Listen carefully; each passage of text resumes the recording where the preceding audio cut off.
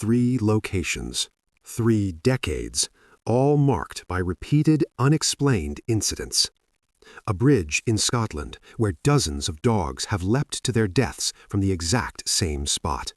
A small town in West Yorkshire where a man's bizarre death still defies explanation. A forest in Staffordshire where a black-eyed girl has been seen by multiple witnesses over the years.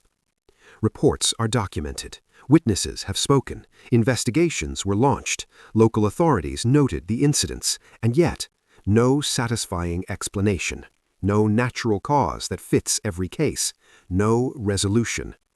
These aren't one-off events. They happen again and again, in places where people live, work, and walk every day, where history is recent enough to be remembered, but strange enough to remain unexplained. So how do dozens of animals vanish in the same way? How does a death occur with circumstances nobody can reconcile? How can multiple witnesses see the same impossible figure and leave terrified but unharmed? Tonight, we are exploring 3 of Britain's most unsettling small-town mysteries, incidents that locals still debate quietly decades after the first reports, and places where the ordinary becomes impossible. Overton Bridge, more often spelled Overtown Bridge, is a 19th century stone crossing near Dumbarton in West Dunbartonshire, Scotland. Built in 1895, the bridge spans a steep ravine known as the Overton Burn. Since at least the 1950s, an unsettling pattern has emerged around this otherwise picturesque structure. Dogs have been reported jumping from the bridge into the gorge below, often suffering fatal injuries on the rocks some 50 feet beneath. Locals began calling it the Dog Suicide Bridge, a grim name that reflects decades of animal behavior that seems inexplicable. Estimates vary, but reports suggest that hundreds of dogs have leaped from the bridge over the past several decades, with at least 50 confirmed deaths resulting from the fall. The incidents typically involve long-nosed breeds like collies, retrievers, and Labradors, and almost all the jumps occur from the same side of the bridge, between the final 2 parapets on the right as you approach from the estate side.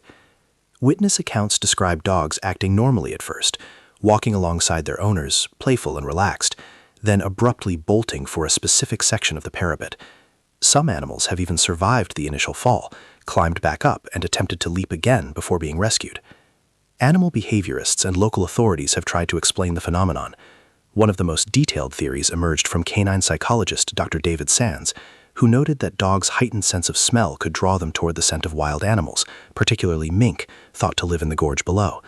Because dogs' vision is limited close to ground level and the solid stone walls obscure their view of the drop, an irresistible scent may lead them onto the parapet, where a misstep becomes fatal.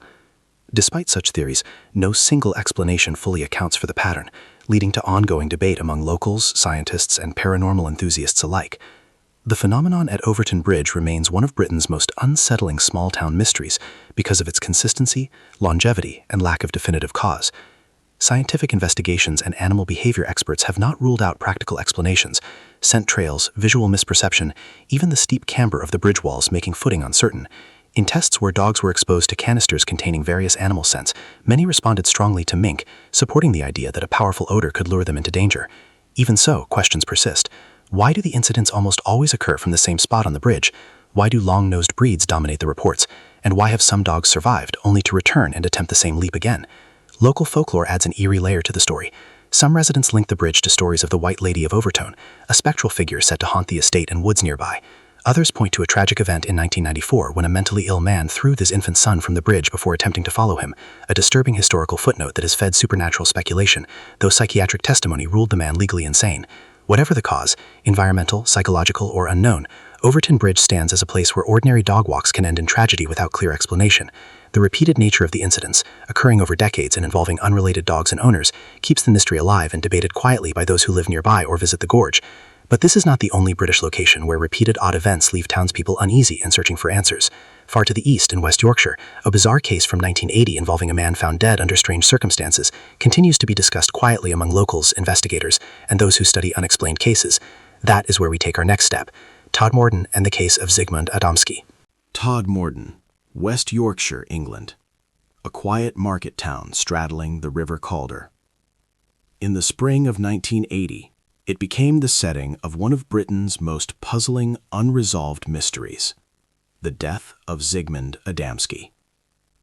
On June 6, 1980, 56-year-old Adamski left his home in Bradford near dawn, as he often did, to go for a walk.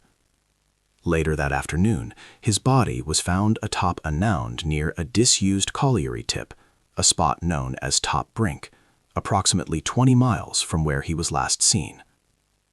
He was found in an advanced state of decomposition, despite only hours having passed since his disappearance. His clothing was disordered, his hair appeared roughly cut, and there were unexplained marks on his body. Police classified the case as unexplained from the start. Witnesses had last seen Adamski getting into a car with unidentified men near a gas station earlier that day, a sighting not fully corroborated but frequently cited in retellings.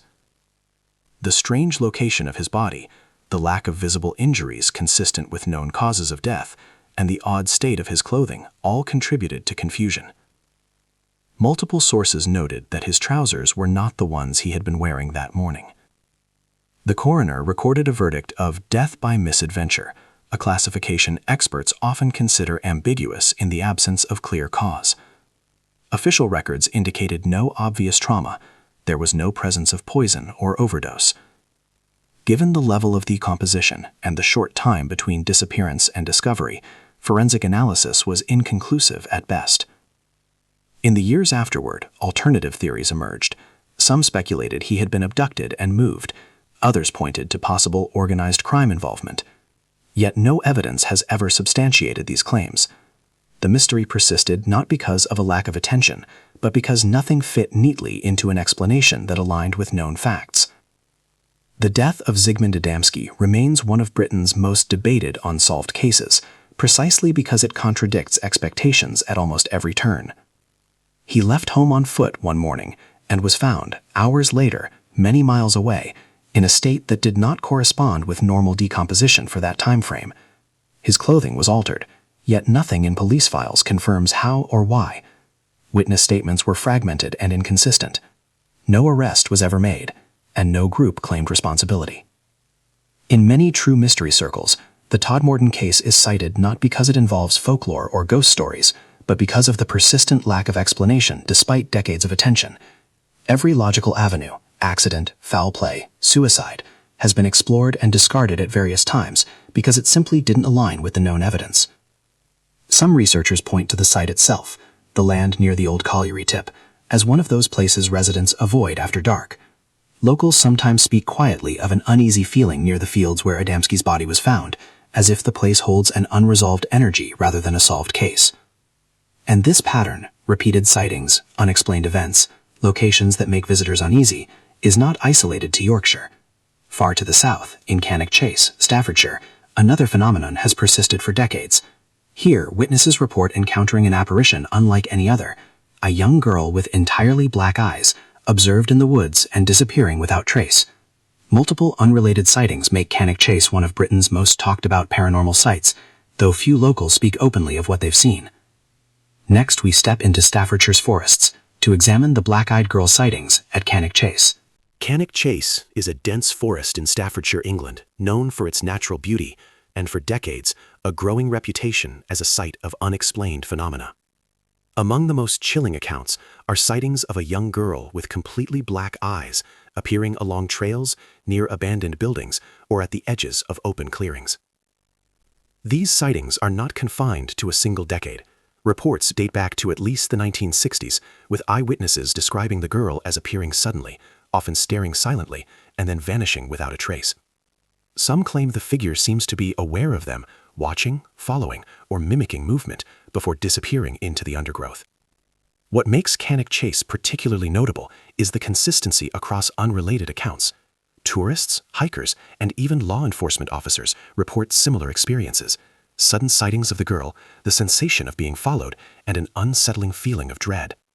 Unlike folklore passed down orally, many witnesses provide written statements, photographs, or corroborating testimony, lending the accounts documented credibility. Researchers and skeptics have attempted explanations ranging from psychological projection, natural optical illusions created by shadows and low light, to local legends influencing perception. Yet despite multiple investigations, no single theory fully accounts for the repeated sightings or the shared characteristics described by witnesses. Cannock Chase, like Todmorden and Overton Bridge before it, is a place where the ordinary, walking through a forest, becomes anything but. The persistent nature of the black-eyed girl sightings makes Cannock Chase a focal point for both paranormal investigators and local legend enthusiasts. Reports have been compiled over decades, with patterns emerging in location, timing, and behavior. Some visitors describe feeling a sudden chill, a presence nearby, or a deep unease, reactions that align with what many consider residual energy tied to the forest. What connects Cannock Chase to the previous cases is repetition and documentation. Overton Bridge had its dogs, Todmorden had the mysterious death, Cannock Chase has an apparition observed by multiple people over decades. Each location shares a common thread, repeated events in specific places that defy conventional explanation, leaving witnesses and locals uneasy and often unwilling to discuss what they've seen. The black-eyed girl is not a one-time anomaly. She appears to those who enter the forest alone, or even in groups, across decades, leaving no evidence other than fleeting sightings, photographs, and witness accounts. The forest itself seems to guard its secrets, permitting glimpses, but never answers. And that brings us to the point where all three locations meet, Overton Bridge, Todmorden, and Cannock Chase, in a pattern that is documented, witnessed, and yet inexplicably unresolved. From here, we return to you, the observer, to consider what the evidence truly means. 3 towns, 3 patterns, 3 mysteries that refuse to be explained. Overton Bridge, Todmorden, Cannock Chase. These aren't just stories or folklore. They are repeated incidents captured in reports, photos, and witness testimony.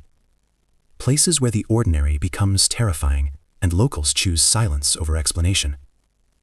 If you think there's a rational explanation, say what it is. If you think something beyond our understanding is involved, explain why.